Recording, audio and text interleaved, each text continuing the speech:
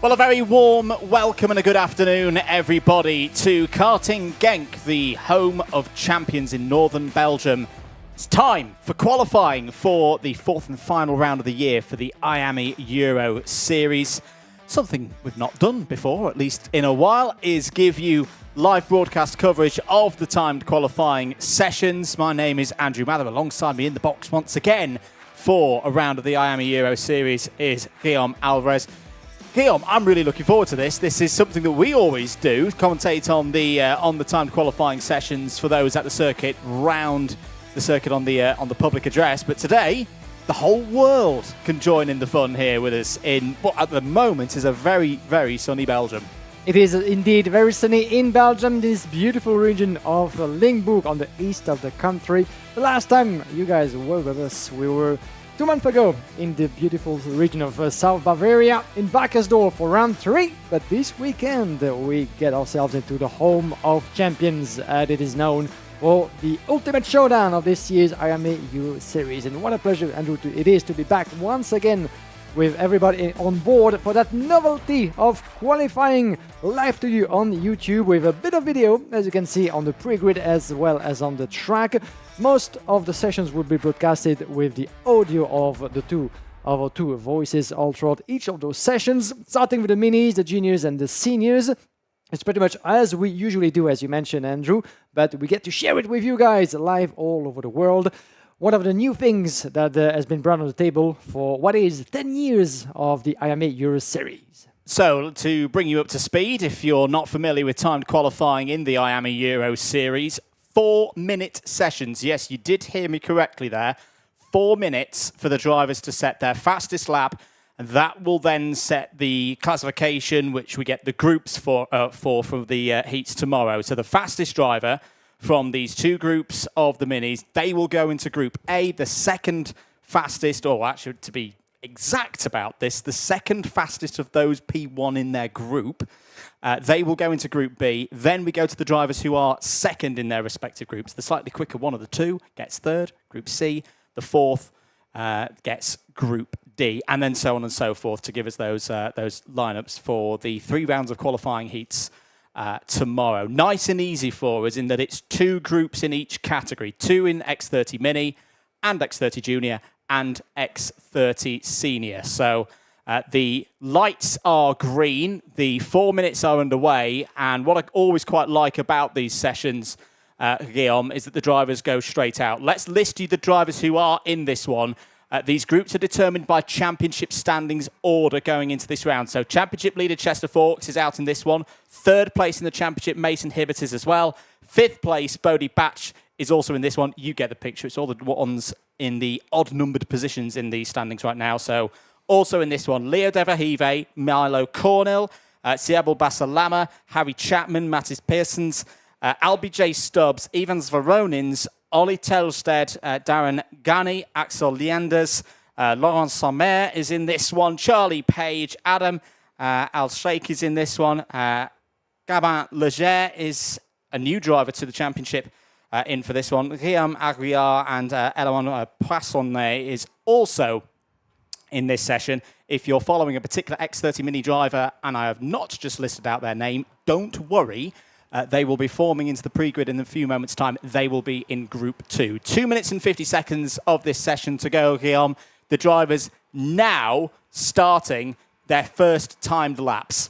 Yeah, and what does that mean precisely? Is that those drivers in the mini class go around the Karting Genk in about, as you can see, 1 minute and 0.1 for the fastest of them in yesterday's free practice and non-qualifying practice session of this morning. So it means that 1 minute passing is another lap done for the youngsters of the mini class. And they're not losing any time. As you mentioned, we just saw them making their way onto the track very, very soon.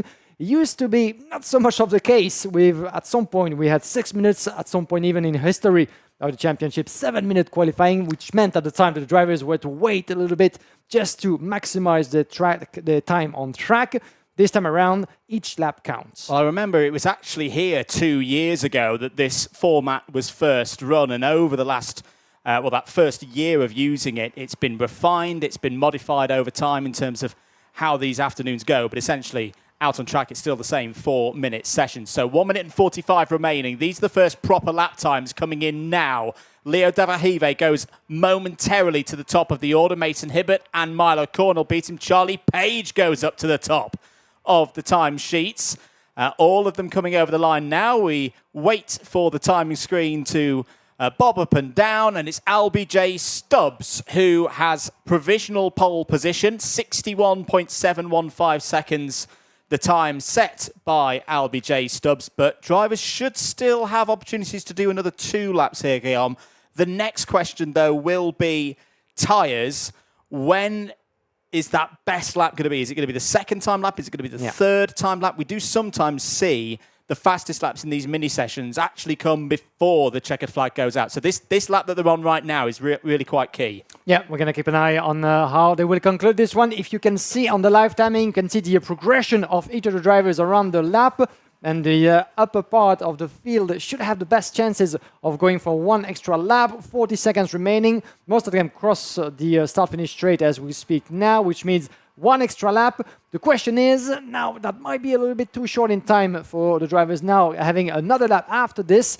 So in Mason Hibbert at the moment, 61.5 is the provisional pole sitter of that mini class. 1 more group after that, don't forget. So we're going to shake things up once again, taking a different group, different potentially conditions, even though it's relatively stable here.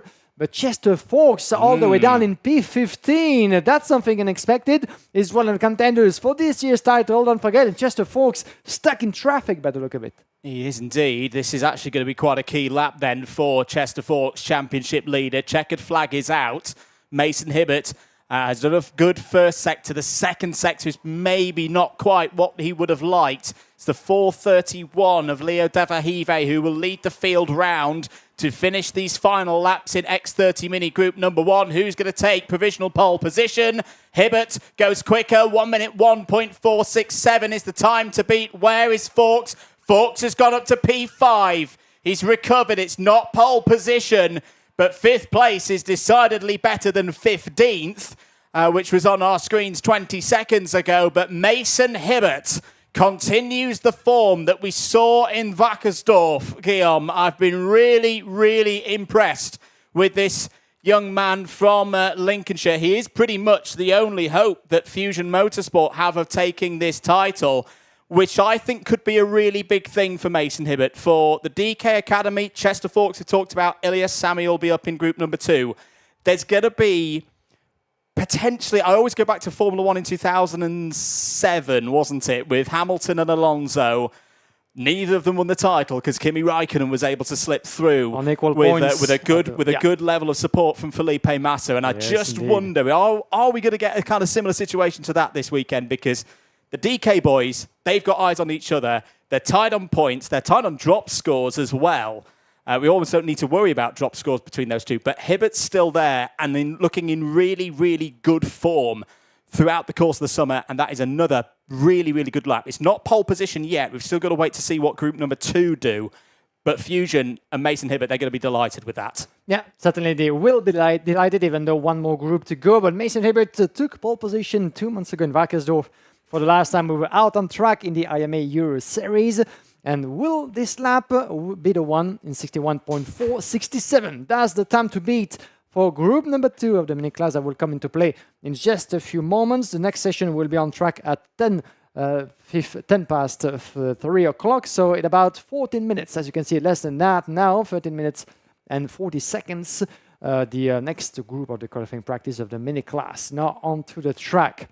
But Chester Forks indeed, Mason Hibbert, sorry, the current leader of that group, the third driver on course for the potential title in the mini class behind Chester Forks and Ilias Sami. Chester up to P5, that's a 10 position improvement from his previous lap time, so a bit of a saving there for Chester Forks.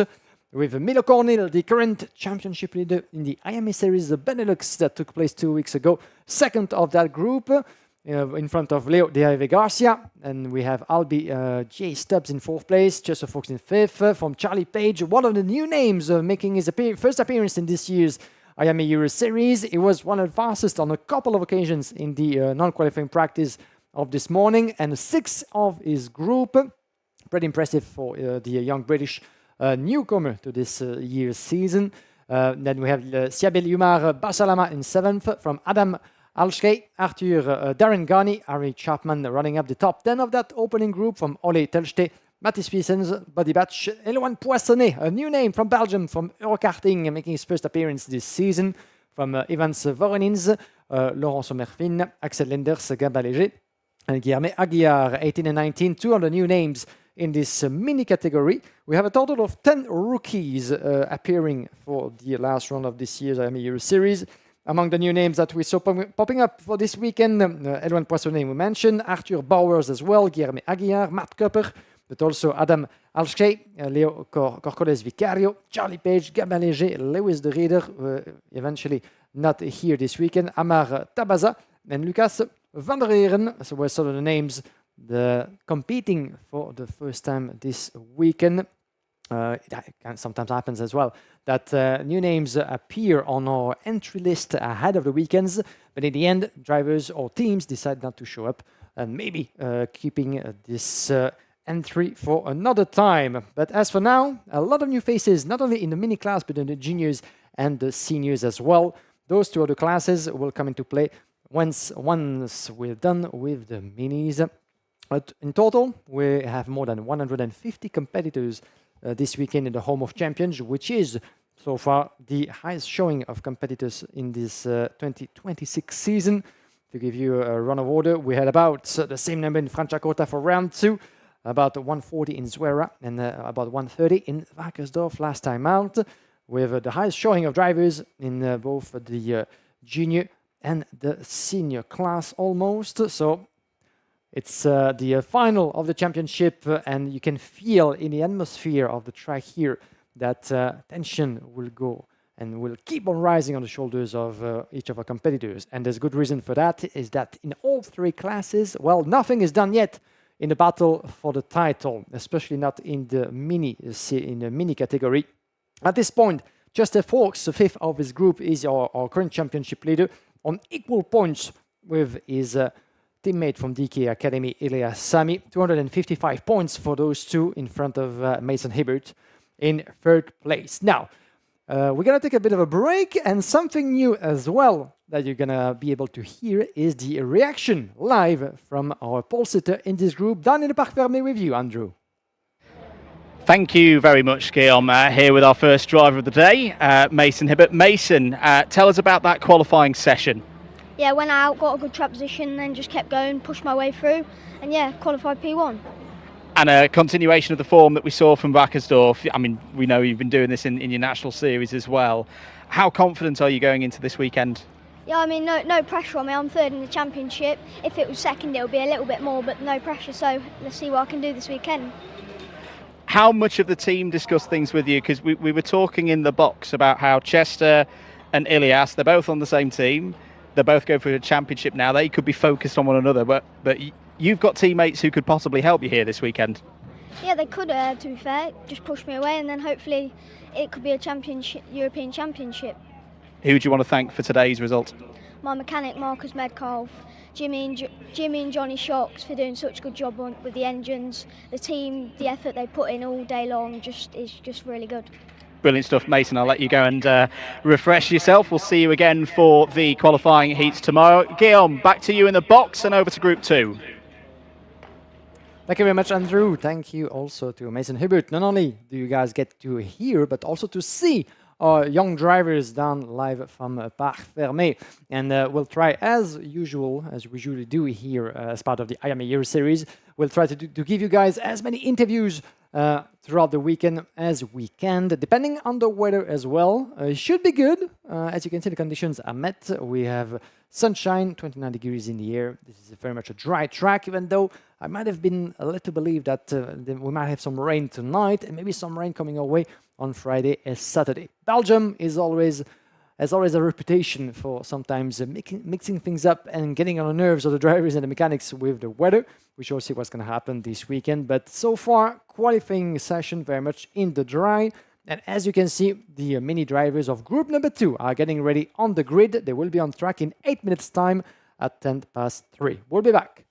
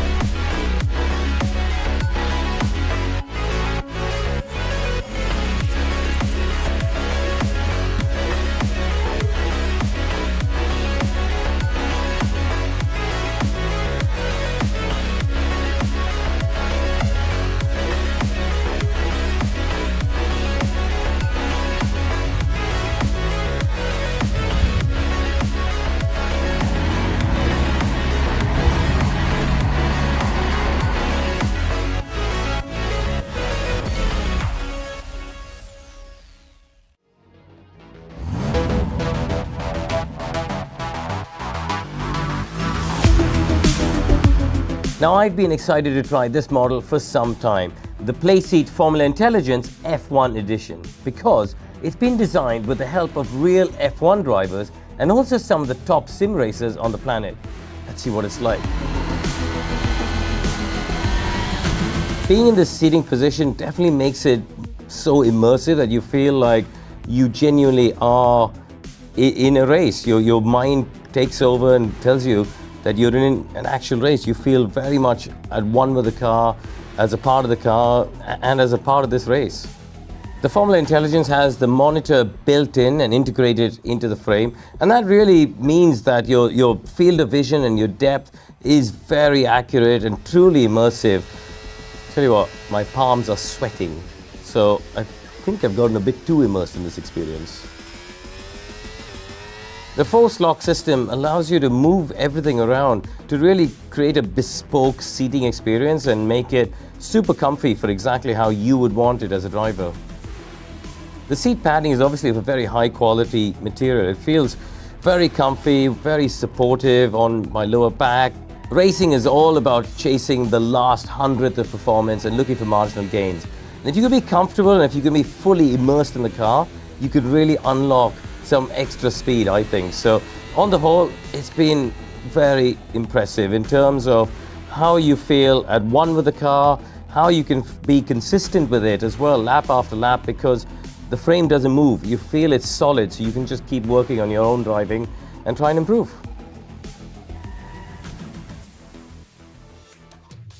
Whatever you're looking for, you can secure your seat for next season at playseat.com. I'll see you on the track.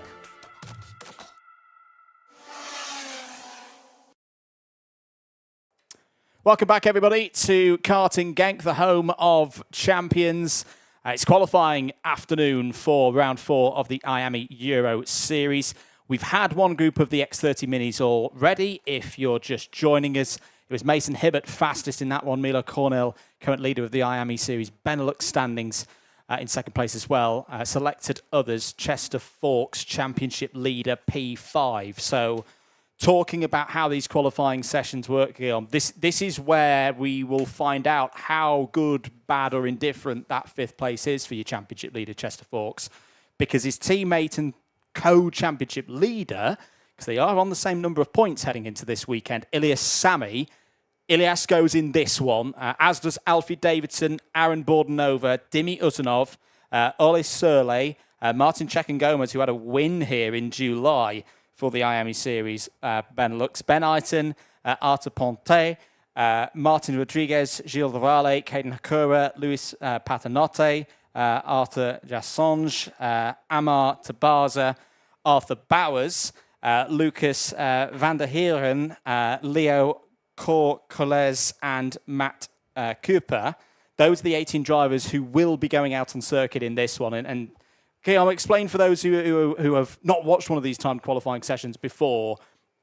If Ilias finishes 4th in group, how would that reflect into tomorrow's championship battle with his teammate? Well, that's going to be an interesting one as the green flag is waving. As you can see, the driver is now making their way onto the track. Well, they're going to be close on the grid of the qualifying heats, that's for sure, because Chester Fawkes only did a P5 of his group. P4 would certainly be of a good influence when it comes to the confidence for Ilias Sami. But those two being from the same team as well, they're going to have to discuss strategy, because they're both leading the championship. Mason Hibbert put it on pole as for now. If no one's able to be any faster than Mason in this group, it will be our pole sitter for the 2nd time this season. But as we mentioned, is a bit like on his own, so to speak, against 2 teammates that will be willing to push each other at least as much as they can and help to, at least for the team, to secure what could be, this year's championship. While Mason might have slightly less pressure on his shoulders, knowing that he has nothing to lose. I'm just going to cut across you there, Guillaume, because this is where we paint the pictures now as an audio broadcast to tell you what's happening. And you do sometimes see this in X30 Mini. Nobody wants to be at the front. There are some slipstream heavy elements to this circuit. I'm thinking particularly running out of turn 6 to turn 7, out of turn 14 and down towards turn 1. Now, Ilias Sami has the front of the order off the pre-grid. So naturally, he's been at the front of the pack, but he doesn't want to be at the front of the pack because he's then getting no tow. The situation is then, nobody else is going, oh yeah, Ilias, I'll be your tow person for today. So you've now got this situation where a little bit of time has been taken away from the drivers. They've got 1 minute and 30 seconds to go because they've had a very, very slow first lap out there. To put it into context, these lap times that are on our boards, because they roll out of pre-grid and immediately cross the timing beam, they've come in as a 1 minute 21 for the fastest one. That's 18 seconds slower than what we saw from group number 1. Ilias Sami's basically bailed on this lap. He doesn't want to be at the very front of the field. He's trying to find a fast set of wheels to be immediately behind. He might have found one, you know. I think he's just slipped behind Dimi Uzunov. Now, Dimi is a teammate of his. The DK Academy, the DK train, as we like to term it, has run very, very well across the course of the season. So this is all going to be down to this one lap. Now, this is where relative position could be important. Of course, the times are important for the drivers amongst this group of 18, but in terms of setting the grids for tomorrow, it's relative position that matters. Yeah, now Oli Sorli, 6th overall in this group, is leading the pack actually, but the bad thing is for him is that he's on his own, and someone else behind him will be willing to take his tow, but he has no one in front of him to help him out just a tiny bit to improve on his lap. Solid improvement, as you can see, 62.6 for Matt Cooper. One of the new names that we're doing this season for the finale of the IAME Euro Series. Dimitar Uzunov just behind, not quite as close as Mason Hibbert, 61.4, so they're still missing 1.2 seconds to try to get their hands on that pole position. Indeed. So checkered flag is out. Just to mention, Chester Forks did have this challenge as well, the same one that Ilias is having right now. And we're going to find out in about 25 seconds' time as to whether it has worked or not for Ilias. Out of the grandstand corner come the drivers through turn 14 now, and will be on the loud pedal to the line. Who's going to take pole position within this group? Is it going to be enough for pole overall? Ilias Sami goes to the top of the order, and it's a 1 minute 1.862. And that will be the fastest time in group. It's not faster than Hibbert. Hibbert takes pole position within the category. But for me, that is a really, really important result, Guillaume, in terms of the championship. Forks 5th in his timed qualifying group. Sami, P1. He's going to be delighted with that. Yeah, he has to be delighted indeed in terms of confidence heading into that weekend. Ilias Sami has done the job, taking advantage of that little bit of a tow from Orly Shorley on the line. But he was able to improve quite a bit, but still falling short of 0.4 of a second from the overall best time of Mason Hibbert for the second time this season, Andrew, pole sitter in the mini class. It is indeed. So the first bit of the picture for X30 Mini in this final round of the IAME Euro Series has been painted. 2 of the 3 drivers at the top of the order have got themselves into the best positions possible within their groups. Hibbert will go into Group A. Sami will go into Group B. Chester Forks is going to have to get his overtaking shoes on tomorrow, and he can do a job from the 5th row of the grid for those heats tomorrow. But they're short races. Could it be Ilias Sami taking the championship lead when we get to tomorrow night? That's when the first haul of championship points are awarded, and those championship points will be on the basis of how the drivers do across the 3 rounds of heats tomorrow. Let's go through the rest of the order. So Ilias Sami, as we've talked about at length, fastest within group. Arthur Jassange 2nd, Arthur Ponte 3rd, Matt Cooper 4th. That's a really good effort from Matt Cooper for the MRK Power team. Ben Iton P5, Dimi Uzunov P6, Martin Rodriguez comes home 7th in that session. Effectively, all of these positions within group will convert through to being on that particular row of the grid for tomorrow. We'll just have to look at the results as to whether it's going to be inside or outside of those rows. Ollie Surley, P8. Caden Hakura, P9. That's a really solid result for Caden. Caden's one of the youngest drivers in this category. And to be up there in the top 10 is very commendable indeed. P10 for Leo Corcales. Corcales, one of the new drivers for this weekend. Lucas van der Heeren in 11th. Aaron Bordenova might be a bit disappointed there with that P12. Bordenova was very quick at the start of the season. very strong run at the IAME Winter Cup, but not quite here today.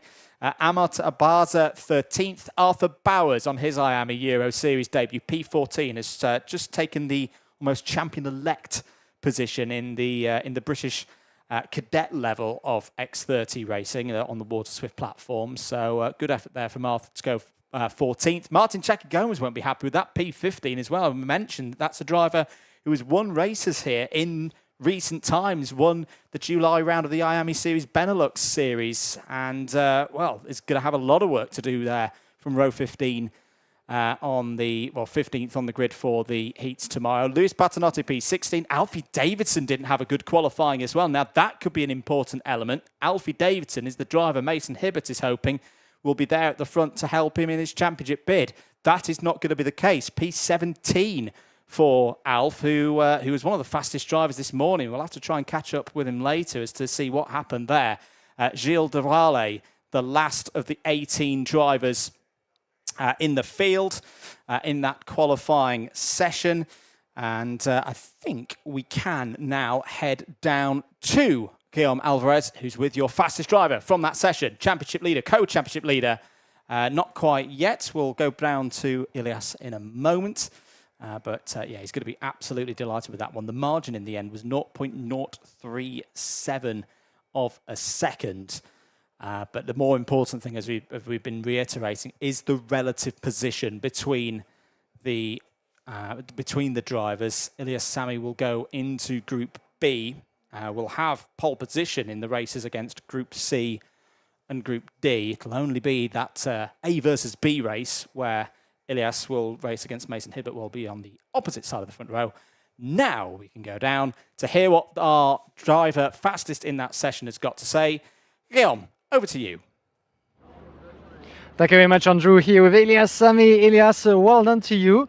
Group number 2, fastest of that group, but coming very close to pole position, but certainly a boost of confidence for you heading to that big finale. Yeah, I was very fast that session, but I didn't go pole overall, but I'm still good for the championship, so yeah, that's okay. It's all to play for here in Genk. A sort of layout that you fancy quite a bit in terms of opportunities that it can provide? Yeah. Lovely. We saw you guys stuck in as a field to get into the qualifying. Things were a little bit complicated for you to have a tow, but in the end you managed? It wasn't really complicated, it was just kind of the same as every round in Euro Series, so yeah. All right. Best of luck to you for the rest of the weekend. Couple of races coming tomorrow, a good night of sleep, and you ready for the battle? Thank you, yeah, I'm ready for the battle. Fantastic. Best of luck to you, Ilias Sami.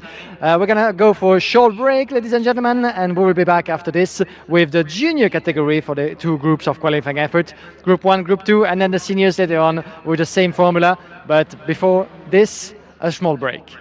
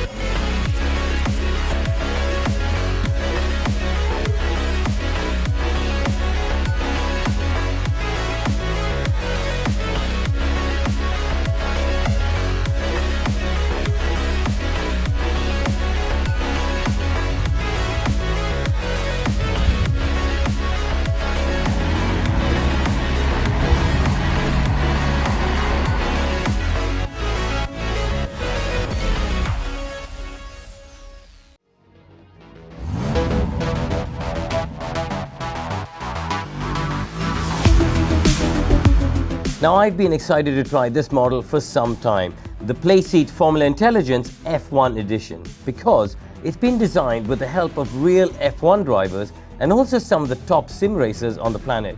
Let's see what it's like. Being in this seating position definitely makes it so immersive that you feel like you genuinely are in a race. Your mind takes over and tells you that you're in an actual race. You feel very much at one with the car, as a part of the car, and as a part of this race.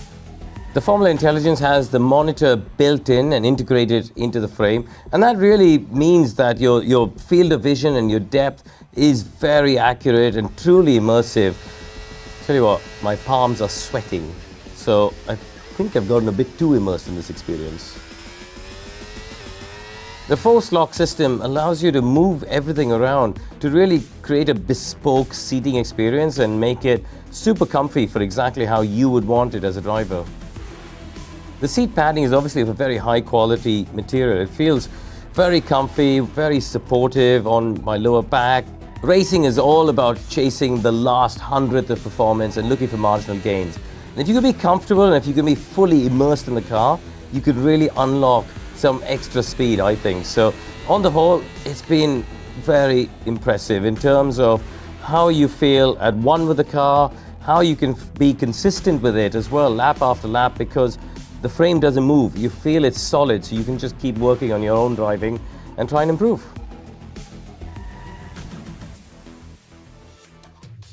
Whatever you're looking for, you can secure your seat for next season at playseat.com. I'll see you on the track.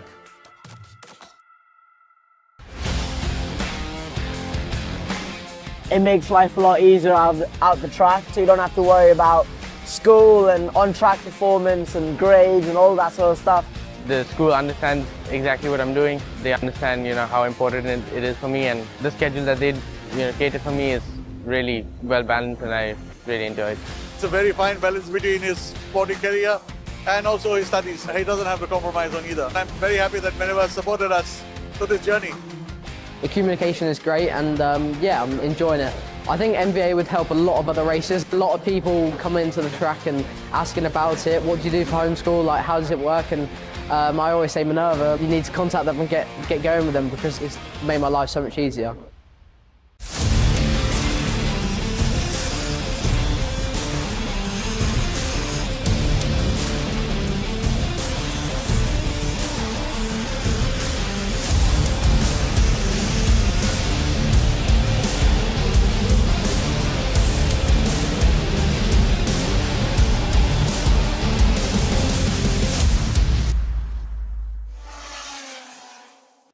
Welcome back, everybody, to Genk and coverage of qualifying day for the IAME Euro Series 2026, round 4, the final battle here at the home of champions Andrew Mather and Guillaume Alvarez in the commentary box for you this afternoon, whether you're listening around the circuit, on the Circuit PA, or from home, or just from elsewhere in the paddock here today on YouTube on the IAME Euro Series channel. Very, very glad that you're able to join us on a very poignant weekend, of course, as well. This being the first race in the IAME Euro Series since the passing of Lynn Geidel. Should note that further details to the teams and to the entrance will be coming out in due course. There are plans for a minute's silence later on in the race meeting. The arrangements being pulled together for that one, so I know that's been on a couple of people's minds as to that. So yes, that will be happening later on in the weekend, and yeah, Lynn is in everybody's hearts here this weekend and the entire Geidel family. But we race on. That is exactly what Lynn would be telling us right here, right now, if she was with us, to get on with the job, and that is exactly what we're going to do. And for us in the box here, Guillaume, that means talking X30 Junior. So, differences to the last 2 years. We're going to talk about an X30 Junior title battle here in the final round, which has not been the case for a while. Last year, Riley Cranham had enough points that it was all, he just needed to sign on and the deal was done. Same with Harrison Mackie at this very circuit 2 years ago. This year, very different. 4 points, the difference between Max Endicott, who we will see in this first group. It's the same setup as the X30 Minis. that half of them are running in this one, and then the other half will go in Group 2. So Ivan Gonzalez will get a chance to get some momentum going in, about 25 minutes' time, but not before we talk about this group. Just to quickly run through the drivers who are going to be in this one before I pass over to yourself. Guillaume, to give us your thoughts on X30 Junior heading into this one. Max Endicott, as mentioned, reigning IAME Warriors final champion, is there on the pre-grid. Will have that difficult job of leading the field out at the very start of the session. Teo Poliquin in third place in the championship. Still, I think, has a mathematical chance of winning the championship. Needs to get rid of a not-so-good first score of the in the finals back at Franciacorta. But that's for later on in the weekend. George Clark's in this one. Nilas Malik as well. Jacob Backler, George House, Sultan Koini, Colby Patterson, Mathis Mouche, Lorenz de Kock, George Quinlan, Tony Cacciaferro, Hugo Berner, Milan check-in, Jules de Cohen, Louis Boots, Charles Candle, Joris Verkerk, Dorian Grandjean, Victor Ruiz, Joshua Lorison, Georges Zeme, Milan Beku, Abdenor El Majidi, and Lucas Pellizzari. Those are the 25 drivers who will take part in this session. It's going to be a busy, busy track when we get to, the bottom of the hour when this session goes in about 1.25 minutes' time. Yeah, it feels good, as you mentioned, Andrew, to have a proper title battle with all the contenders present on track. There's a change in the junior class, which was what we didn't have for the past 2 seasons, mentioning indeed Harrison Mackie back in 2024. Talking about Harrison Mackie, he made a surprise appearance by the end of July on the Zoe track, and he won in the IAME Series Benelux as well for his sole appearance of the championship. So from time to time, you're good to see Harrison Mackie coming back on track and doing what he does best, which is not the case this weekend, obviously, as he's busy doing other things. But it was a good example of how some of the drivers, even not competing in a series, can come back and just smash it. And that was a proper getting the band back together moment, because he had his older brother Lewis back on the tools. The mechanic who drove him, or mechanicked him, Harrison did the driving, back to that title in 2024. I say Lewis did such a good job with that mechanicking in 2024. They actually raced here 2 years ago because he had nothing else to do. We've seen him race in Wackersdorf as well, 2 months ago with us. He is in the paddock this weekend as well. So yes, this will be another 4-minute session for the drivers. If you're watching around the world, do be back with us tomorrow. Busy day of racing tomorrow. 4 minutes has started. And a bit of a trouble there. Some drivers didn't start on point. We have ourselves a traffic jam into the pre-grid, something we haven't seen in a while. But seems to me like everybody is settled and back on order. So some of you may be thinking, are there problems for these drivers in the pre-grid who are not moving? Not necessarily. It is a fine art run by these teams and mechanics as to the exact second where they go out. What they're trying to do here is essentially get good track position and cross the line with mere seconds to go, and then hit that really, really quick lap on these fresh tyres at the very last opportunity. Whereas in the minis, we sometimes see, if they do go straight out, we didn't quite see this in group number 2, you see those fastest laps come in on like the penultimate lap. Bit different here in the juniors and the seniors. Typically, we do see the fastest lap times in these categories set on those final tours of the circuit. So whilst lap times are coming in, these are just the effective out laps because they'll have rolled out of pre-grid. Warming up those tyres. Gone straight across the line, and as you say, Guillaume, been warming those tyres. Who, if you're going to pick a name out of this group, who do you think is going to be taking pole in this one? Well, it's always a big question, isn't it? The driver that we saw late to leave the pre-grid was Milan Beck, who, by the way, was one of the newcomers as well. Last year's mini champion in Belgium and making his first appearance in the IAME Euro Series, but is on track with the rest of them. A couple of interesting names. Josh House, obviously, always good to keep a good watch on the driver sitting in 5th place at the moment in the class. There's a little bit further down in the classification. Josh House 15 down. Teo Poliquin, obviously one of the title contenders. Max Endicott, watch out. Lorenz de Kock, the fast Belgian driver as well. He has nothing to lose in this year's championship. Lorenz de Kock, making, I think, what is his first appearance of the season.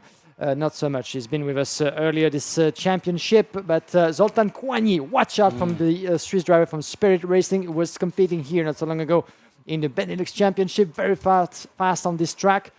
But if I'm being really honest, Andrew, here, based on what we've seen from this young man so far this year in the competition, Théo Polican is the man of the hour in the junior class. In Wackersdorf, you might remember, he was very much on his own with Dream Racing. Still, he stepped on the podium of that final race, showing immense dedication and pace all throughout the weekend. And pace is showing once again as we get into the last minute of track time for that group number 1, 55.5 for the Frenchman. Théo Polican, apart from that problem in the final at Franciacorta, which all being well will end up as a drop score, hasn't finished any lower than 10th in a championship point stage so far this season. And it is those drop scores and the way that the scores evolve over the course of a final weekend like this that could bring Polican into play with those title contenders, with the likes of Endicott and Gonzalez. 30 seconds to go then. And round the final corner come that group who just held off a bit in terms of waiting for their time to go out on circuit. So they've now started what will be their 4th timed lap and have done so successfully with time still on the clock. There's 10 seconds remaining. There might be a couple of drivers who just get an extra lap in. Now, whether they'll have enough tyre performance left in this first stage on the tyres to get a quick lap in, we'll wait and see. Well, the first car over the line, Tony Cacciafiero, will definitely get another lap. I don't think Georges Demain got another one in, so he's the first driver to see the checkered flag. Max Endicott shoots up to P3, is immediately dispatched by Colby Patterson. Zoltán Koányi has gone fastest in this session, a 55.355, but we're going to have to keep an eye on the sector times and what those drivers who've got an extra bit of time in terms of where they place themselves on the circuit. We're going to have to wait and see what they're doing. We're going to have to see what the 43 of Lorenz de Kock is doing as well. It's very quick in the second sector, but not in the third. Stays P3. Tony Cacciafiero is the only driver still out there. The first sector is decent. The second sector is actually quite good. If Cacciafiero can nail this third sector, he's not got a toe. This is going to be difficult for Tony Cacciafiero to take pole, but could get himself up from 11th place in the order. He goes to P8. Not too bad. Not a bad effort at all there from Tony Cacciafiero, but it's Zoltán Koányi of Switzerland, fastest in this group by just under 1/10 of a second. Yeah, beautiful effort from Zoltán Koányi with under a 10th on Colby Pattinson. Lorenz de Kock, I was looking down. The last time we had a Belgian driver with us, it was back in Franciacorta for round number 2. Lorenz didn't make the trip to Germany by the end of June. Finishing in 3rd from Théo Polican, 4th of that group. Well, my money, so to speak, was on the Frenchman. 4th of that group for just a little bit more than 1/10 of a second behind Lorenz de Kock. Max Endicott, P5 for Milan Bécou. Another fast Belgian driver appearing for the first time this season, as we said. Jules de Koen, P7 from Tony Cacciafiero, the last one to see the checkered flag. The Spaniard was very much on his own, Tony Cacciafiero, but still was able to improve from 11 to 8 of that group at the wheel of that Car Republic machine from MDC Racing. Nilas Malik coming across in P9 in front of George House. Last year's mini champion of the IAME Euro Series, you might remember. Hugo Bernat down in 11 from George Kinlan, Lewis Boats, Joshua Lauritsen, Joris Verkerk P15 from Georges de Smet, Mathis Mouche, Lucas Pelizari, Victor Reutz, Jacob Bechle, Milan Sechin, George Clark, Charles Candil, Abdenour El Majidi, and Dorian Grandjean. Another new name making his appearance in this year's IAME Euro Series, 25th. And last for Spirit Racing, one of the teammates of the many drivers from the Spirit Racing team this weekend. Dorian running up the top 25 of that opening group in the junior class. But remember that just for the minis, we're going to have one more group coming in just a few moments. The time for Andrew Madder to catch up with Zoltán Koányi, or pole sitter, provisional still in a 55.3. Last time out, we were here in Genk with the IAME Euro Series. It was Evan Purcell, the driver at the time, driving for VDK Racing, who had put it on pole in the junior class. no comparison whatsoever, because at the time it was raining very much on this part of the world, and Evan Purcell went on to achieve great things that weekend over. Zoltan Koigny, can he do the same from that P1 if he is able to keep it until the end of that qualifying session? 4 minutes for the group number 2 that will come into play at 10 minutes to 4. So in 13 minutes, you can say 12 minutes now, is the next session. Qualifying practice 2 for the second group of the junior class. So second group, we're going to have some big names as well, including Ivan Gonzalez and Sukmeni Kera, 2 of the championship contenders in this year's IAME Euro Series, still led by Max Andecott, last year's IWF winner, 5th of this opening group for the championship leader, who is currently 4 points clear from Ivan Gonzalez, with Theo Polican 3rd and Sukmani Kera 4th. We have 2, Andecott and Polican, done in the first group. Now come Gonzalez, Kera, and the rest of them, including Aurelio Longitano, Ludwig Rankist, Santiago Barros, Freddy Wood, Alejandro Campos, Priam Bruno will be on track, as well as Orion Meta, Miko Schweers, Aaron Buhofer, Mason Huang, James Alik, Karl Lundberg, Antoine Venant, Johnson Stewart, Andy Stewart, Philippe Massard, Noah Grenier, Christian Kobe, Kato Lloyd, Guerrero Spascu, Teddy Zweig, et Samuel Hugon.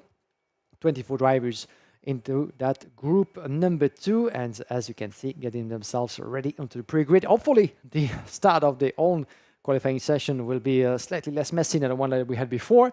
Can happen sometimes that with the green flag waving, some of the drivers in the pack can be a little bit too quick on the throttle and not respecting each other's space, and that's what we had. But fortunately, everybody was able to leave that grid, and at least from our position, we didn't see any harm or driver missing a side pod or anything like that.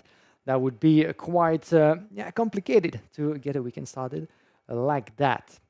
But the battle for the junior class, very much as in the minis, is still very undecided. As we said, 4 points splitting Max Andecott and Ivan Gonzalez. Theo Polican and Sukmani Kera still have a little bit of a chance with comeback. Remember that at the end of that weekend, the worst result in qualifying heat, in the super heat, and in the final, with all classification combined, have to be put aside to establish the overall and definitive classification of each class. So calculations will be made throughout the weekend as we progress through the qualifying heats. The juniors will have, as for the minis, 3 qualifying heats to go through, 5 for the seniors. And at the end of that, well, we'll have the established grids for the final phase that will take us on Saturday afternoon. So plenty of action in between. This is only day number 1 of proper racing here in the home of champions, as the drivers are now waiting for the signal that of the next qualifying session that will come in about 10 minutes. Plenty of action onto the track left for this first day of racing into that junior class. To give you a bit of a perspective, we'll get back to that in a second, because I'm being told that Andrew is ready down in Parc Fermé. Over to you. Thank you very much, Guillaume. Well, the hard work for today is done. Zoltan Koigny, pole position in group, could be pole position overall, depending on what Group 2 do. Tell me about that qualifying session. Yeah, obviously start was, I thought everybody was going to wait, but then we all kind of went at the start. But yeah, it was a great lap. Got a nice slipstream on Bachelor at the end. So yeah, great lap. Tell me about how the track's feeling. I had a little walk of it this morning. Grip level's good. Some circuits in Europe have been a bit too grippy recently, but we have had rain so far this weekend. Yeah, obviously we've got big rain on yesterday, and yeah, so the track was a little less grippy, but now with all the dry racing on it, it's good now. Spirit Karting, one of the teams with the highest number of drivers here this weekend, and have got a good track record here. How confident are you of a strong result here this weekend? Yeah, obviously I believe the whole team can do kind of the same. So yeah, we've got Paul and Franciacorta, so yeah. Good stuff, Zoltan. Well done. We'll see you at the front of the grid tomorrow for those heats. That's Zoltan Koigny, your driver fastest in group number 1. Will he stay there? Well, Group 2 will tell us the answer for that question. We're going to take a short break before more action here in Genk.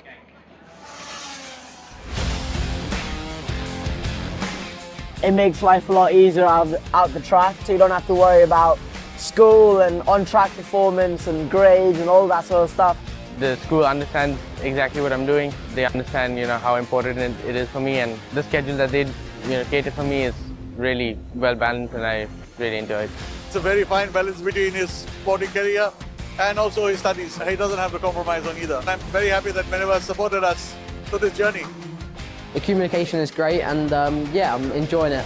I think MVA would help a lot of other races. A lot of people come into the track and asking about it. What do you do for homeschool? Like, how does it work? And I always say, Minerva, you need to contact them and get going with them, because it's made my life so much easier.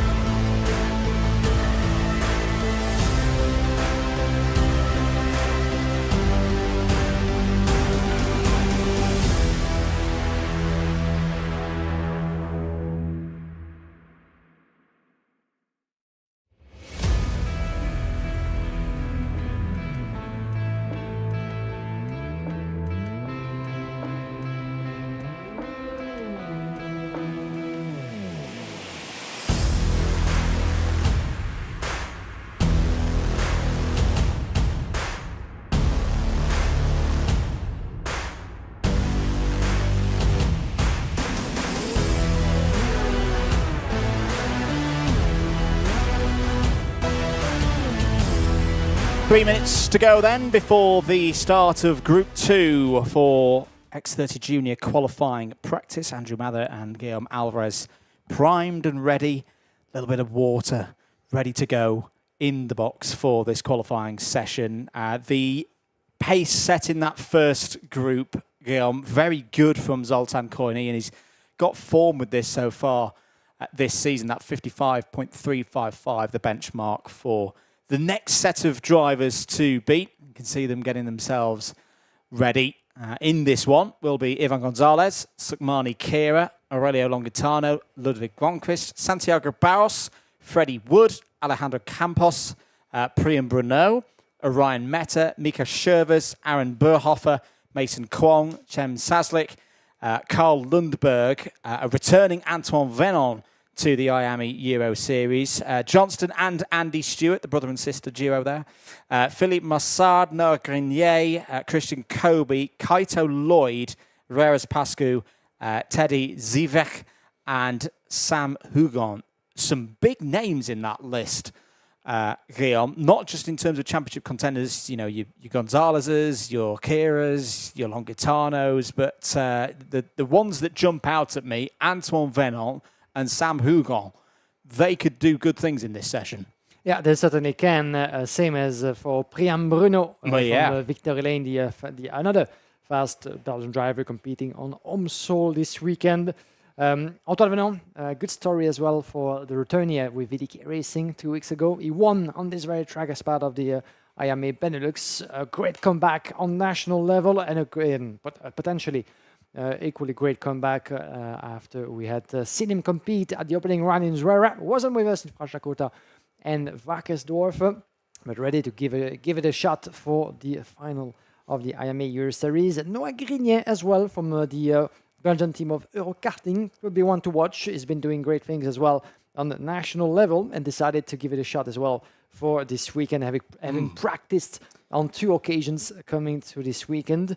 So yeah, it's quite open at this moment in time, that's for sure. The reference to beat from group number 1 in the 55.355 from Zoltan Koini, who's been as well very fast and very much on point 2 weeks ago in the Benelux race. Can he do it again as well?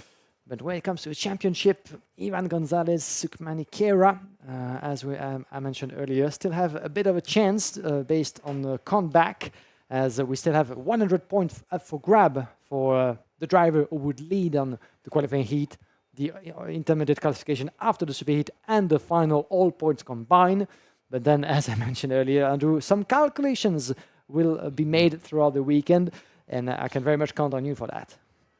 The spreadsheets are ready. Yeah. And yeah, we've got lots of sources and confirmations of the points, but that's more for later on in the weekend. Session is live. 3 minutes and 38 seconds on the clock, to be exact. Most of the field remaining in the dummy grid area. Teddy Zivek has gone out. Noah Grenier, Philippe Massard, and Carl Lundberg have all gone out. This circuit, I mentioned it when we had a chat with Zoltan. I had a walk of it this morning. I wasn't having to pop my feet off of the ground in terms of some of the tracks that I've driven recently over the last 8 weeks or so. It's had a lot of grip down. There's still grip out there, and you can see that line, that rubbered-in line around the circuit if you're watching trackside, and you'll see it tomorrow for the live streams if you're not trackside. But it's not as gripped in as, say, other circuits around Europe so far this summer, which I think is actually a good thing for the drivers. Lets them flow a bit more. Yeah, that will be put to good use, hopefully, by our competitors in that group number 2, with the sun slightly behind covers now, still 29 degrees in the air, very much dry and sunny conditions, slightly less hot by the look of it on the outside. The conditions remain pretty much the same as they were in the group number 1, as all the drivers now have made their way onto the track for the outlap to put those tires up to temperature. There won't be much one lap down already for some of them, actually, into that group sector number 1, 2, as you can see now.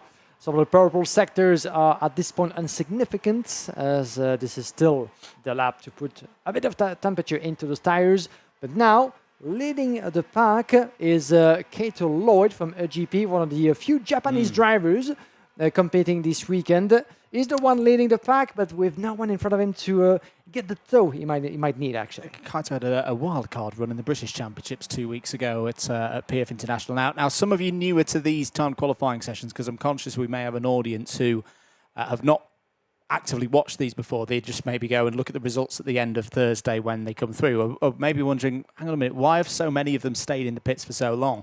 I remember when we first ran this 4-minute session format 2 years ago, that if you went straight out in either the junior or the senior categories, you had to push the tyre so hard to get that extra lap in. We're talking about getting 2 seconds on the clock over 4 laps.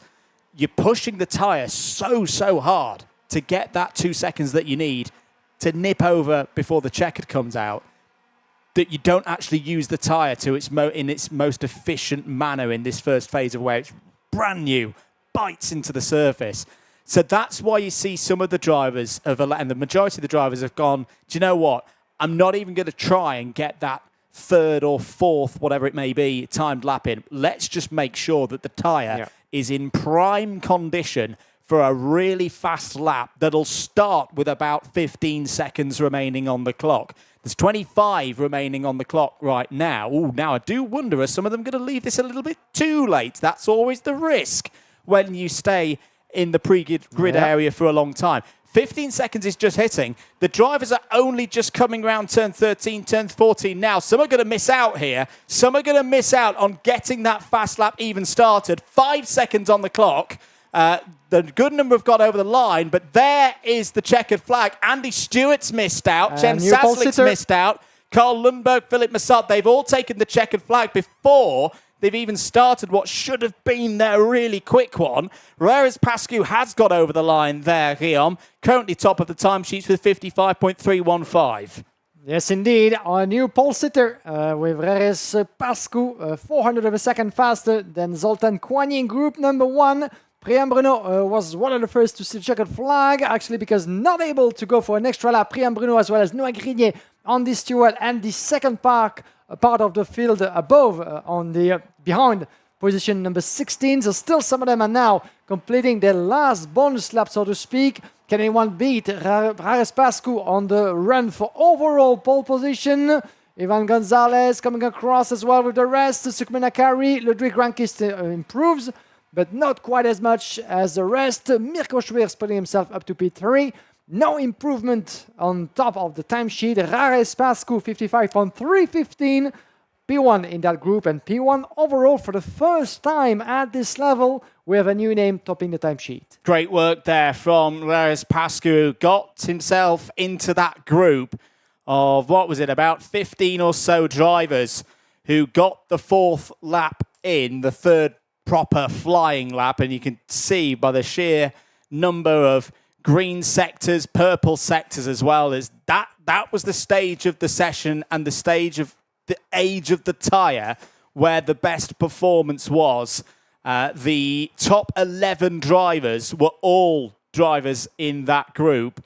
And it's all the way down to Priam Bruno, where you find the first driver who didn't get that last lap in. And that's, again, they just left, leaving the pre-grid area a little bit too late. We're talking seconds, 5 seconds too late. But that is part of the game in these short qualifying practice sessions. Let's take you through the running order of how all 24 finished in that one. Rares Pascu fastest in group and across the 2 groups for the category. So Rares Pascu will go into Group A. Ivan Gonzalez P2. That's very good news for Ivan Gonzalez in the title race. He's out-qualified in terms of relative position his title rival Max Endicott. Miko Schervers 3rd, Aurelio Longitano 4th, Ludwig Gronquist 5th, Sugmani Kira, Anton Venon, Alejandro Campos, Mason Kwong and Kaito Lloyd all in the top 10. Good effort there from Kaito Lloyd, breaking up into the top 10 and ahead of a number of established European runners. Freddie Wood was 11th. Freddie Wood, I think, got balked by another driver coming out of turn 13, so that is not truly reflective of the speed that Freddie has here this weekend. Priam Bruno is the first of the drivers who did not get that 4th timed lap in, P12, but he could be a factor when we go racing tomorrow. Noah Grenier 13th, Sam Hugon 14th, Orion Meta 15th, Andy Stewart, she was another one who didn't quite time it correctly there. Had some trouble with the traffic, P16. Cem Saslik, same group, P17. Aaron Burhofer, similar story, P18. Teddy Zivek, 19th, and Carl Lundberg, 20th. Those were drivers part of the group that went on up ahead of the rest of the field. They definitely got a fourth time lap in, but they didn't have a particularly good slipstream by the looks of the data there. Philip Massard as well, P21. Christian Kobe will not be happy with P22. That is not where the Irish driver would have expected to be. Santiago Barros, 23rd, and then Johnson Stewart was another one of the drivers who just wasn't quite on the right place of racetrack towards the end of that session. We'll start the heats from the back when we go into them tomorrow. It's 3 rounds of heats for the juniors across their round robin competition for tomorrow. And remember, the first championship points of the weekend will be awarded once we've got all of those qualifying heats run. More qualifying practice still to come here at Karting Genk, at the home of champions, and it's the biggest of them all. X30 Senior, 2 groups to go out there, get their 4-minute qualifying sessions done. They will be out on track in just over 10 minutes' time. The first group will be out on track in just over 10 minutes' time at 4:10 local time here in Belgium. And then 20 minutes later, we will see the second group of seniors go out on circuit, and that will bring our sessions to a conclusion here today for qualifying day for round 4 of the IAME Euro Series. In terms of the races, we go on track at 10:20 tomorrow for the first of the mini races. Running all the way through pretty much with a lunch break, of course, in the middle of the day. But we run through to 5 o'clock, the go time for the last race of the day. If you are in the area as well and you want to come down and watch the action, we will be running from 9 o'clock. We've got a few warm-ups first thing in the morning for our drivers. So action on track starts at 9. Competitive part of the day starts at 10:20 to be exact. We will be heading down for an interview shortly. We're just waiting for the driver to emerge from the weighbridge. I'll tell you what, let's go for a short little break. Don't go anywhere. We'll be down in Parc Fermé in the not too distant future with our driver, Rairis Pascu, fastest in that session.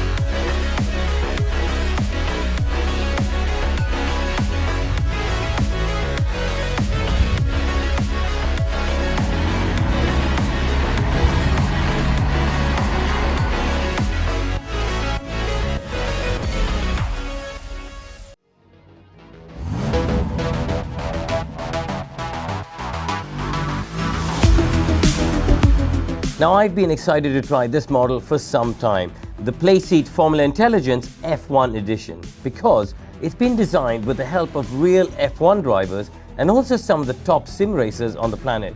Let's see what it's like.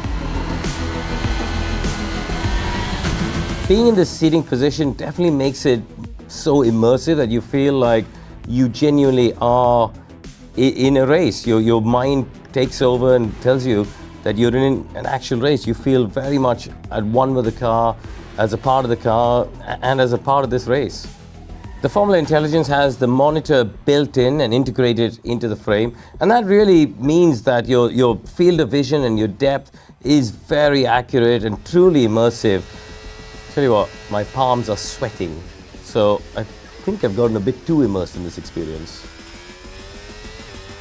The force lock system allows you to move everything around to really create a bespoke seating experience and make it super comfy for exactly how you would want it as a driver.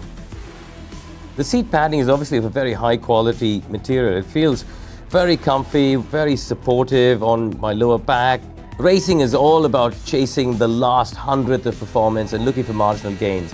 And if you can be comfortable and if you can be fully immersed in the car, you could really unlock some extra speed, I think. So on the whole, it's been very impressive in terms of how you feel at one with the car, how you can be consistent with it as well, lap after lap, because the frame doesn't move. You feel it's solid, so you can just keep working on your own driving and try and improve.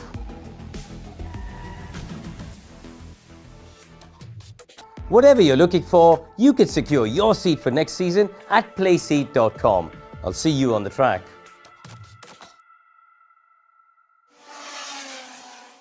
Welcome back, everybody, to Genk. In a few moments' time, we will have the first of two qualifying sessions for the X30 Senior drivers. And this is another championship battle that is really whetting the appetite for this final weekend of the season. There you can see on your screens, and if you're around the circuit, just peering into the pre-grid area, Aaron Garcia, the 201 reigning champion, looking to defend his title here this weekend. And, well, it'll be Danny Caronini going in group number 2. We'll see from here a bit more from him later on. Dan Alaman, Ruben Moyer, Zach Green, all drivers who will be in this first group as well. And a number of them have had strong results, particularly here. We'll pause, though, on X30 Senior. We'll pass down to Parc Ferme, because we can now bring you Guillaume Alvarez with our fastest driver in X30 Junior Group 2. Thanks very much, Andrew, here with Rare Pascu. That's the first time, Rare. Congratulations. Pole position here for the final of the IAME Euro Series. How do you feel? Yeah, it's quite nice, especially because I didn't race any IAME this year. I mainly do Rotax. But yeah, it's great. First appearance at the best time, certainly, of the championship to put yourself on pole. Confidence must be high. You're ready to go for the fight? Yeah, of course. What can you tell us about the track of Genk? Are you much familiar with the layout and what it can bring you to the races? Yeah, obviously the first lap is a bit chaotic with all the exit roads. But yeah, it's a really nice track to race on and gets really grippy. Lovely. Best of luck to you. Thank you very much. Congratulations, Rare Pascu, putting himself for the first time on pole position as for his first appearance in the IAME Euro Series. So great sensation for Rare Pascu as well with your premium karting. Let's see what he can do. Back over to you, Andrew. Thank you very much, Guillaume. Yes, indeed, it'll be interesting to see how Rare gets on across the course of those 3 rounds of heats tomorrow. Let's get into it, though, with X30 Senior. 3 minutes to go before we see the start of the first group of qualifiers for X30 Senior. Let's take you through the order because it's a big list of drivers. 33 drivers getting themselves ready to head out onto track. Track position is going to be so important in this session, and they've not got long to get themselves sorted as well.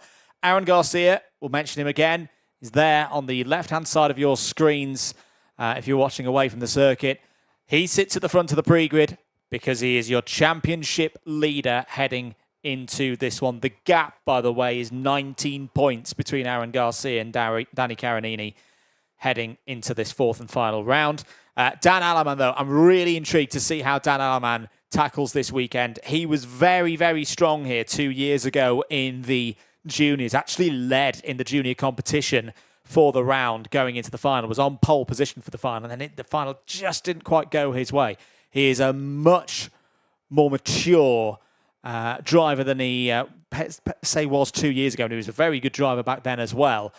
If not for that retirement at Wackersdorf, he would be right in there in the championship battle. He still has a mathematical chance, as he says, just checks, of winning the title. He will go all out this weekend to try and bring this one back. And could that start with a pole position in this session? We'll wait and see. Yes, he does have a mathematical path of potentially winning a championship, but if he can't, he'll still love to get up the front of the order. Ruben Moya. Ruben Moya won here 2 years ago in that very memorable race where Danny Caronini won the title and was doing everything to not overtake Ruben Moya. Remember them coming out of turn 11 and Caronini waving at Moya to say, don't defend, I need this second place for the championship. You take the win here today, Ruben.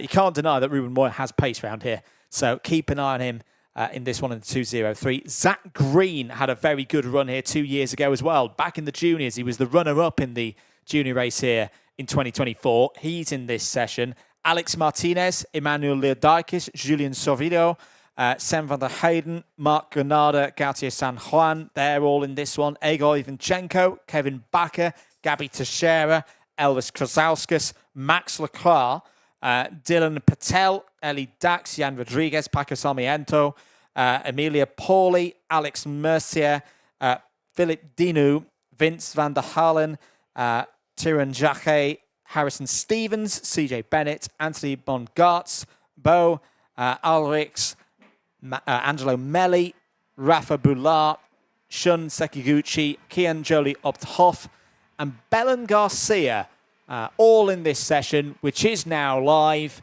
Timer ticking down. Great to have Belen Garcia back. Very reliable sources inform me, Guillaume, because we've not mentioned this so far today. Belen Garcia was on the grid 10 years ago in the first year of the IAME Euro Series. We are now at the 10th. 10 years, 2016 to 2026 of the IAME Euro Series. So it's great to have Belen back. He's had a great racing career, did a lot of sports car racing in recent years. So we'll see how Garcia gets along. He's in with the Just Drive Racing team for this weekend. You're back. It's quite muggy out there. It's quite humid. A little bit. It's still not quite cloudy, as you can't see at the moment with live timing on, but yeah, still hot, humid, cloudy, dry very much for the drivers, 29 degrees in the air still, so conditions not so much changing at the moment, but yeah, an unusual sort of weather for Genk, shall we say, even though I'm not going to jinx any of it just for now. But as you can see, all the drivers have now made their way onto the track for their outlap to put some tires into some temperature into the tires. As some of the marshals are busy, you don't get to see it just yet. So we described the action for you. One of the marshals was busy on the part of the track, the corner just behind the podium, removing some of the tire parts over there, tire marbles that has been deposited over there through the course of the previous qualifying sessions. Now, first proper lap time for the drivers in the front. Ruben Moya is at the front of the peloton, as it were, although it's a pretty strung out peloton at the moment, and that means he's not going to have a tow. I remember back to Valencia at the very start of the season with the IAME Winter Cup, and Aaron Garcia's effort at the front of the field, no tow, no problems, and was still able to go fastest of anyone. Garcia has shuffled himself quite expertly to about 7th in line, and was on the wheel of Zach Green. He's actually just overtaken Zach Green. So Garcia, who is at the top of the timesheets at the moment, has got himself in a pretty useful position. This lap, with 1.5 minutes to go and counting, this is the one where if they've identified a little bit of a weakness in the driver ahead of them, you've got to make it on this lap. You don't want to be doing it on the next lap, because that is the one that will count. That's when the checkered flag will be out. Now, let's see, as they come across once again, Aaron Garcia improved. Dan Alaman improves in 53.977. 1 full tenth in front of Aaron Garcia. 1 minute left to go on the clock. That should be enough for the drivers in the lead, at least, to have not only that lap, but one extra course through the Karting Genk. Aaron Garcia second, Julian Sorvio third. Sun Sekiguchi, the Japanese driver, at the back of the pack, improves up to second place for just 100th of a second behind Dan Aleman. That's a really good effort there from Sekiguchi. Just to mention as well, Aleman has got the toe off the back, or did have the toe off the back of Moya. They're now both switching back and forward. Neither of them want to lead each other out on the final lap. This qualifying session is more resembling a race at the moment. These drivers are going to get over the line again, but they've got to get focused in. 10 seconds remaining on the clock. These will not be quick laps from the likes of Aleman and Moya. They will be quick laps, though, from Aaron Garcia, who goes to the top of the timesheets. 53.926. Checkered flag is out. Alex Mercier is the first driver to take it. Rafa Boulard up to P15. None of these drivers crossing the line now are going to be troubling those at the top of the order. We're going to keep an eye on these sector times. I'm not expecting them to be particularly good here, Guillaume, because I think the best of the tyres will be gone. And barely anybody has gone faster through sector number 1, apart from Vince van der Hallen, who has gone and put a purple sector in through sector number 1. That's now been beaten by somebody else, though it's not actually come up on our screen as to whether it is a purple sector or not. It's quick. That's all we really need to know right now. Drivers coming out of the final corner. Can Moya improve? Can Moya get up into the top 10? No, he can't. P11, that's not what Ruben Moya would have wanted. Is Aaron Garcia going to hold on to this one? No, Vince van der Hallen, take a bow. 53.762, 1.5 tenths clear. Impressive last lap for Vince van der Hallen for his first season in the IAME Euro Series on national and international level. But what a lap! And potentially that could be pole, even with one more group to go. Don't forget, 1.6 thousand of a second in front of Aaron Garcia. Shun Sekiguchi take a bow as well for the Japanese driver of the Ekmans Racing team. For his first appearance in the season, dead last pretty much in the peloton. Certainly a toe was there to be taken advantage of, but still, he was able to put himself second before the last lap of the contenders in the lead.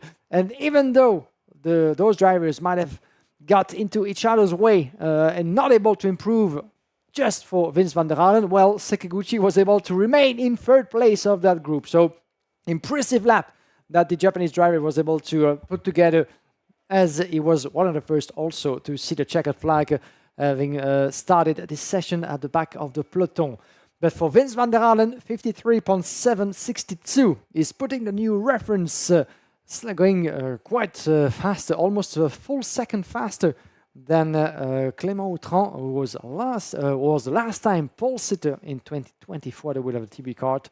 As a reference, 2 years have passed, and Vince van der Hallen, the Belgian driver from MCK Racing, puts it on pole in the senior class. Aaron Garcia second in front of Shun Sekiguchi. The big surprise of that opening group with Vince van der Hallen.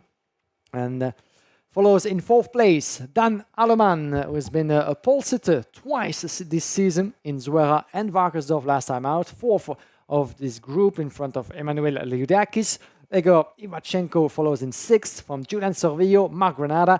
Gauthier San Juan, pole sitter in Franciacorta. Elvis Krasowskas P10 from Ruben Moya, one of the championship contenders, as we said, coming in P5 as in the overall ranking. Still a bit of a chance, even though it would take a miracle for Ruben Moya to have his hopes kept alive until the end of the weekend, but never say never with a driver of his caliber. Max Lacroix down in P12 from Sem van der Eyden, the championship leader in the IAME Series Benelux at the moment, one of the contenders, and championship leader indeed, Sem van der Eyden, one of the new names coming to the fore in the IAME races. From Kevin Baker, P14, from Raphaël Bourlard, Zach Green, Dylan Patel, Anthony Bogarts, Tyrone Jacquet, P19, from Gabriela Texera, P20, CG Bennett, the returnee in 21st, from Kiana Jolie Otoff, Jan Rodriguez, Angelo Medi, Emilia Poli, Belen Garcia, another returnee, 26 from Alex Martinez, Bo Ulrich, Harrison Stevens, Alexandre Mercier, Paco Miguel Sarmiento, Philippe Denis, and Eddie Dax running up your first group of the two in the senior class. But first sensation for Vince van der Halen, putting out 53.762, the time to beat in the senior class, with one more group to go. This will be the last one of the senior qualifying sessions for this first day of racing. The last group coming into play in, as you can see, 11.5 minutes onto the track. The time for us to take a bit of a breather and get down to the Parc Fermé in just a few moments. But Vincent van der Halen, currently in the championship, not so much of a contender. Didn't have the best of season so far at this level. Vince van der Halen, unlike what he's been showing on a national level, currently fourth, with a chance maybe to be crowned national champion in Belgium in a few weeks' time in Mariembourg. But when it comes to the battle here this weekend as part of the final of the IAME Euro Series, Vince van der Halen will be one to watch as always. We're going to take a short break. Don't go anywhere, because we're going to hear from Vince in just a moment.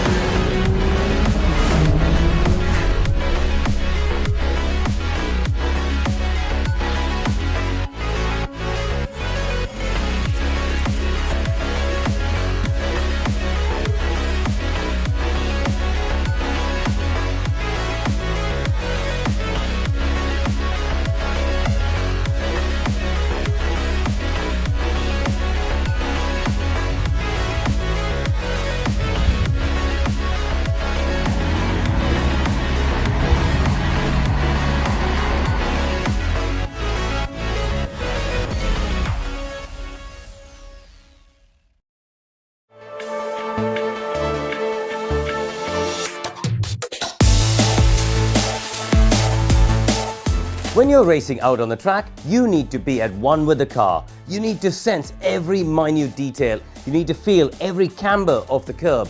And crucially, that moment in the middle of the corner where you feel the grip and put the power down. It all starts with the right seat. Playseat is bringing you closer to the cockpit than ever before, with a range of models for gamers of all abilities and budgets. And I'm going to try 3 of them out here. There's the Challenge, the Formula Instinct, and the Formula Intelligence models. I'm going to see how they measure up to the real thing and how they can enhance your sim racing experience.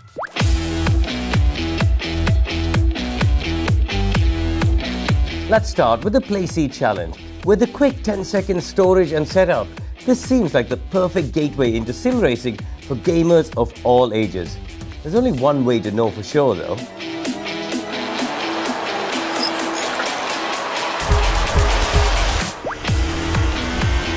I like the fact that we can adjust the steering wheel angle and move the pedals around, so actually I could get it the way I would like in terms of the steering position. The steering is really stable. I'm putting quite a bit of force through these fast corners, and likewise for the pedals as well. You keep thinking it's going to slide away from you, but actually I'm pressing the brake pedal pretty hard and it's not moving, so I'm quite impressed. I really do like driving Zandvoort. It's such a cool circuit. Given how roomy this chair feels, I am a bit surprised at how compact it can be. When the Playseat Challenge arrived, I was a bit confused because the box was actually really small and compact, but it does genuinely fold that small. I think if you're new to sim racing and you wanted a first touch point with the game, this is probably a good option for you. And actually, because it's comfy, you could spend hours at it before you decide to commit more money to it.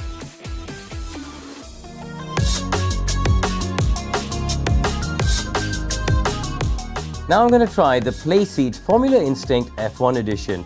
Now as soon as I've got in it, it immediately feels familiar because it recreates the driving position I felt throughout my career.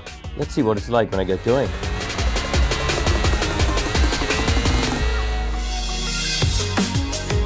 The X Adapt frame is really handy because you're able to really customize every part of the seat structure for your own body. You can adjust the angle of the steering and of course move the seat forward and backwards to get exactly where you want for a long night of sim racing. Just coming through the final corner. Yep, get the DRS open.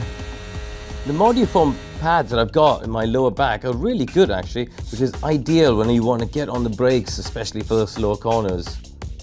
The steering wheel is super rigid on the frame, which is great because when you're going through these fast corners, changing one direction to the other, that's exactly what you want. You don't want the thing moving around.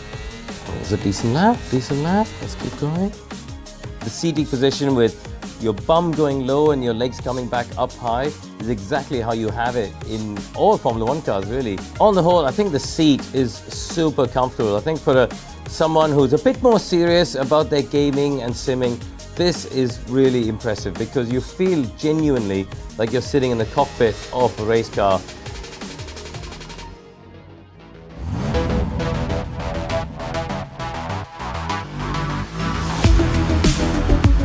Now I've been excited to try this model for some time, the Playseat Formula Intelligence F1 edition, because it's been designed with the help of real F1 drivers and also some of the top sim racers on the planet. Let's see what it's like.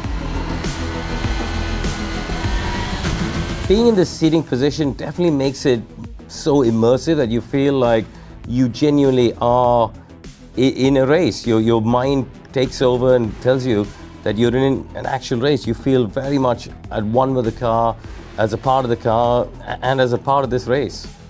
The Formula Intelligence has the monitor built in and integrated into the frame, and that really means that your field of vision and your depth is very accurate and truly immersive.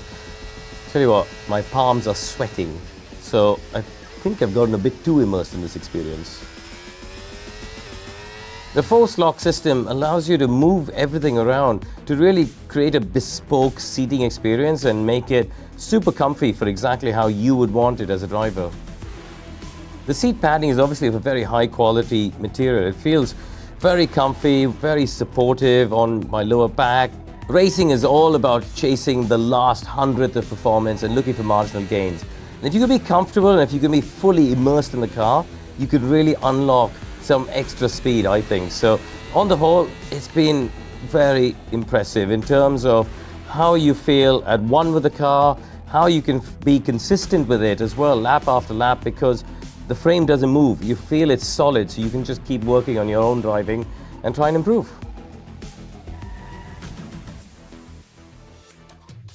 Well, as you can imagine, I've had a hell of a lot of fun trying out these 3 different seats today. And there really is something for everyone out there.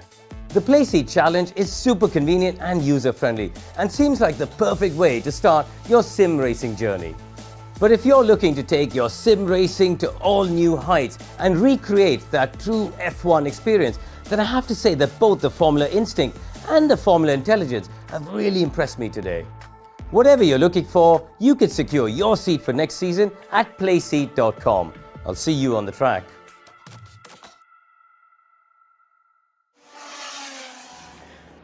Welcome back, everybody. We're here with Vance van der Hellen, who's just gone fastest in that X30 Senior Group. Vince, tell me about that lap. That must have been a really, really good feeling. Yeah, very happy. Managed to get a good position on track by immediately overtaking. Yeah. Also in my first lap I had to overtake, but I think all my sectors were good enough to set the pole. We don't always see you in IAME Euro Series. How have you got ready for this race? There's been some good racing here recently.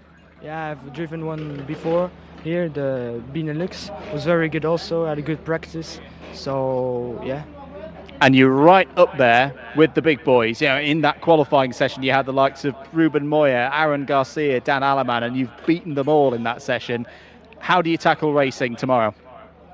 Just play smart, tire management, and yeah.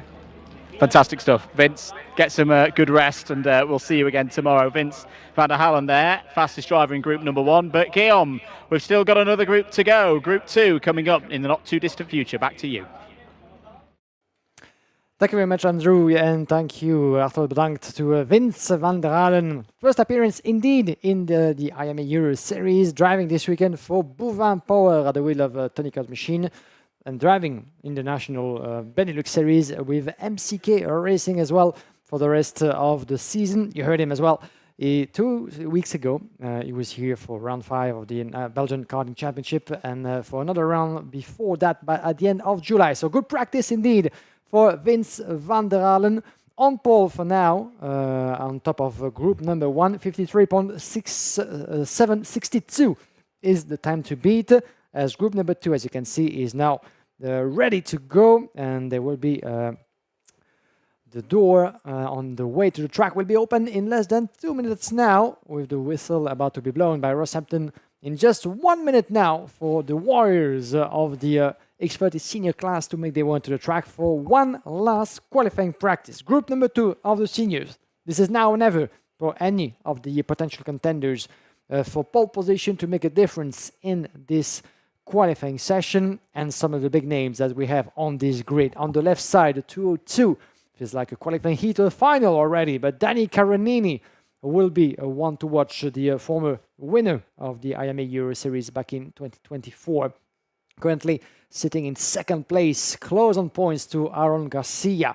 Aaron Garcia that we've had on track earlier. Javier Broscar will be alongside Danny Caronini, as you can see on the so-called pre-grid. That's not a race we're talking about, but certainly the order of the group will be decisive when it comes to the place that you can find onto the track. A bit of a traffic jam, everybody is able to make it through. The 249 seems to be in a bit of a trouble, looking at the gesturing of the drivers. Let's see who that was. It is Maurice Verkreuz from MCK Racing. Maurice Verkreuz, let's see if he was able to leave his spot. It's still, some of the mechanics, you don't see them, but are still busy trying to, for Maurice Verkreuz to leave his spot and join the rest of the pack. I think it's done now for Maurice Verkreuz, who for a second there we thought was going to have a problem and not being able to take part into this qualifying session with 2 minutes and 20 seconds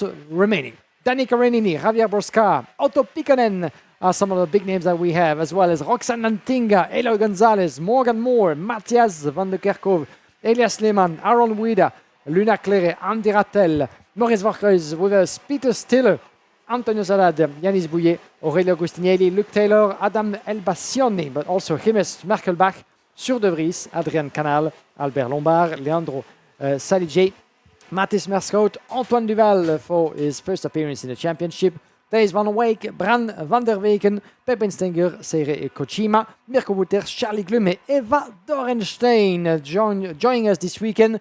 Eva Dorenstein, you might have seen this on social media, who was in Great Britain as late as yesterday, taking part in the rookie test of the F1 Academy. But she flew all the way to Belgium to be part of the finale of the IAME Euro Series, and we couldn't be happier, Andrew. Oh, absolutely. It's not a bad run though. You can hop over from the UK by plane about an hour or so. But no, it's still good effort nonetheless to make it here. 2 minutes and 10 seconds to go in this session then. Bran van der Weken looking pretty quick through the first sector. We've already seen one driver from these parts pop it to the top of the standings in X30 Senior. Danny Caronini, though, does not want that to happen because he wants to be on top in the next 2 minutes or so. He was momentarily at the top of the timesheets. He is right at the front of the field. He's got no tow, no help from any of the other drivers in this session. Roxanne Lantinga goes to the top of the order. Well, the Belgian drivers have had their moments here this afternoon. The Dutch trying to strike back. Many of them know this circuit very well indeed. Roxanne has gone purple through sector number 1 as well. We've got just under 90 seconds of this session to go, Guillaume. Bran van der Weken goes back to the top of the order. Could we see another sensation after Vince van der Hallen first time appearance? Could we see another driver making his debut in the IAME Euro Series, picking up the top spot in Bran van der Weken, also from the Tony Kart Bovin Power Belgian team. Always easier said than done. And when I say his name, Danny Caronini improves in 53.827. And compared to what we had earlier, we still have the reference from Vince van der Halen, 53.827 for now Danny Caronini with a 53.762. So it's getting closer, less than a tenth of a second for Danny Caronini to get close to the reference of Vince van der Halen. Roxanne Lantinga up to second, but Lantinga improves on a sector number 1. She goes purple. Roxanne looks really, really good in that first sector. That's 2 consecutive laps where the 2.08 has gone purple through the first part of the course. Sector number 2 is pretty useful as well. Otto Pikkanen's on the move as well. Pikkanen's just gone purple through the second sector. There's 15 seconds to go in this session. Caronini's going to get another lap in. This is going to be another one of those where probably about half the field, their checkered flag moment is coming in 5, 4, 3, 2, 1. That's it. Roxanne Lantinga has already got across the line and has gone fastest of anybody. Aaron Vader's up to P3. Pikkanen did not have a good third sector and is in 6th place right now. Luke Taylor's over the line. Done for this session. Bran van der Vecken's over the line. P3 is the best that the 363 will be able to achieve in this session. And I say that, I think that is going to be achievable because once again here, Guillaume, we're not seeing drivers setting green and purple sector times. I think the best of the tyres have gone again. Yeah, that could be it. Roxanne Lantinga, she's just missed for 10 hundredths of a second the overall pole position from Vince van der Halen. 10,000 of a second, that's not a lot at all, as you can imagine. Checkered flag is waving now. Any improvement? Not so much for Roxanne Lantinga, who had Aaron Wida from MP Motorsport just behind, trying to give it a bit of a tow. Danny Caronini, I think he bailed out in his last lap. Yes, indeed, so no improvement either for the Italian driver and former champion, second of that group. 53.772 for Roxanne Lantinga. And we had the overall pole position, 53.762 for Vince van der Halen. How about that? 100 of a second between Lantinga and van der Halen. But great work and great lap for the Dutch driver, Caronini third, and Bran van der Weken, another strong new names from Bovin Power, third. Absolutely, but that is a properly good performance and a well-deserved and well-earned performance from Roxanne Lantinga. The speed from her has been there throughout the entire season, back to the IAME Winter Cup in February, but sometimes the time qualifying hasn't quite gone her way. I think back to Franciacorta where she was well down the order, very frustrated. She was not going to be frustrated here this evening because that is a very solid job. Fastest in group, will go into Group B, misses out on that overall pole position award by 1/100th of a second, but in the grand scheme of things across a long weekend, a long 2 days of racing, I think if you'd offered that result to Lantinga and the entire team behind her, they'd have taken that at the start of today. So good effort from MP Motorsport. This is a circuit that they know very well, of course. They bought this circuit, what was it, back last year. So Lantinga on pole within group. We'll go into Group B for the heats tomorrow. So we'll at least be on the front row for every single one of the heats that we see the 208 compete in on Friday. Danny Caronini, again, I think Danny would have taken that at the start of the day as well. P2 within group.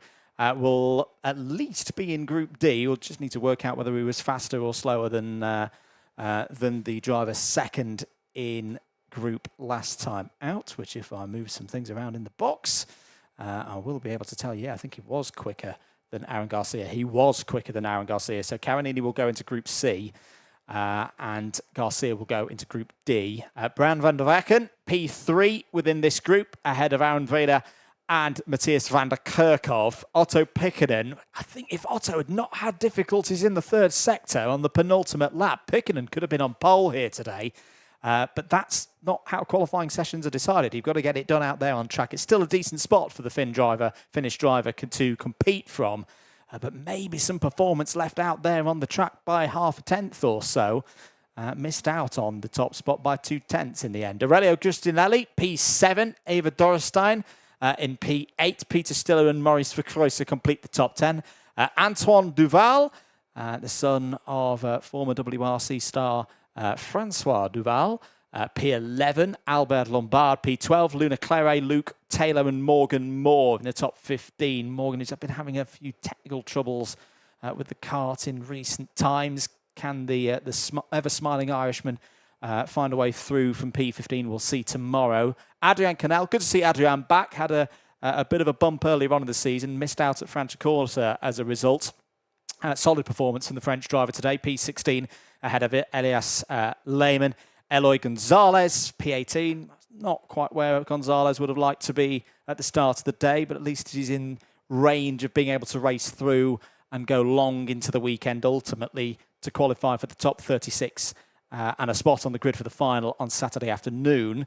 Mattis Meerschout 19th. That's not a result that Mattis wanted. Mattis was 4th here 2 years ago in the final. He's going to need to run well to achieve that result again in 2026.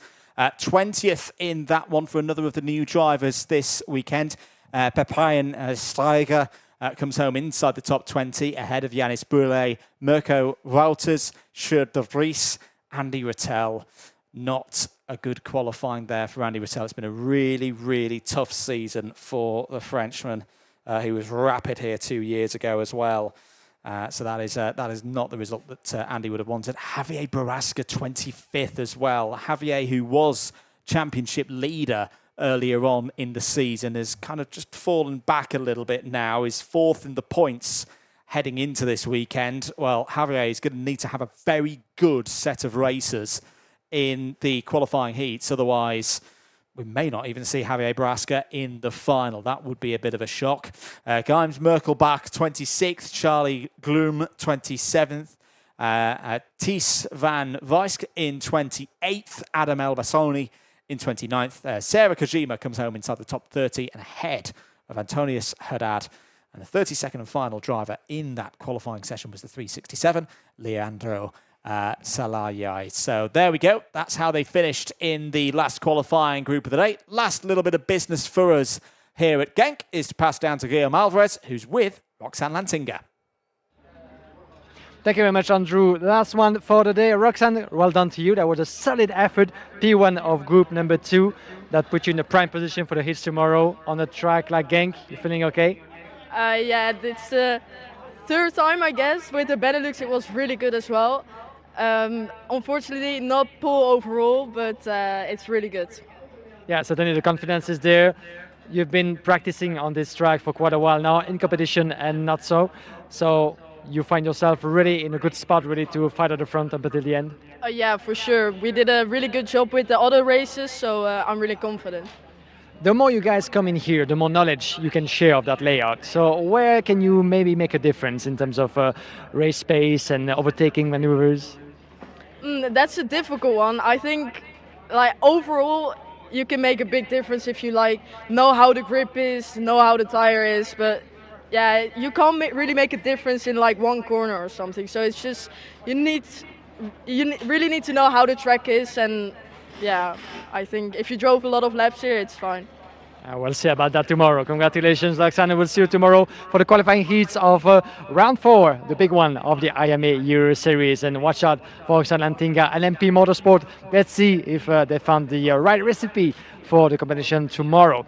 Well, ladies and gents, that will be our last interview and the last word from myself and Andrew Mather here live from Genk. That was something new. We were able to give you guys a bit of a live action from qualifying sessions and a bit of a reaction as well from some of the contenders in all 3 classes. But now, what lies ahead is the true racing itself. Starting tomorrow, as always, we will be live on the same YouTube channel of the IAME Euro Series. Not to miss a single beat of all the qualifying heats leading our way to the super heat and the final phase on Saturday afternoon. Make sure to check in, make sure to tune in. We'll see you tomorrow.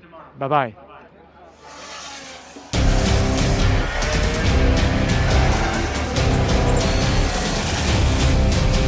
We enter into the tram lines. Is it lights out? We race! And down the inside, it creeps another move down the inside. With a photo finish across the line, he wins! That's an astonishing move. What a drive!